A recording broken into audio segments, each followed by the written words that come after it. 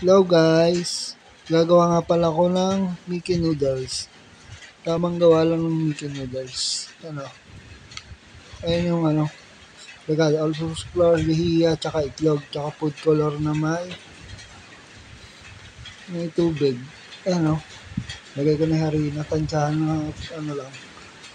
Itlog, tubig, tapos lihiya. Tansyahan lang po yan. Tamang halo-halo lang. Kulang sa tubig, dagdag. Mamasahin ko na yan.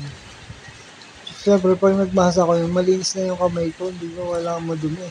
Ako kakain yan eh. Tamang masa lang. Masa-masa lang po tayo. Mga kaluto. Napagtripan ko nga pala magluto ng lomi kasi maulan nga eh. Ang takam ako eh.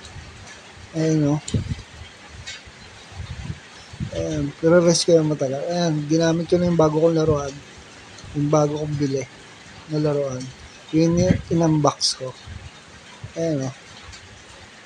Tuwan-tuwa naman ako sa bago kong laruan eh. Gumawa ko nila. Papakita ko sa inyo paano ko ginawa yan. Mga kaibigan. Ginamit ako ng pinagbabahol na nakakatawa eh. Pag gumawa ko noodles eh. Quality. Feeling expert. Expertan. Noodles ko na. Pinakulong ko nga pala yan. Yung ginawa ko na yun. Solid. Bagong laruan. Solid. Salamat sa panonood ng video. Thank you mga kaluto. Salamat.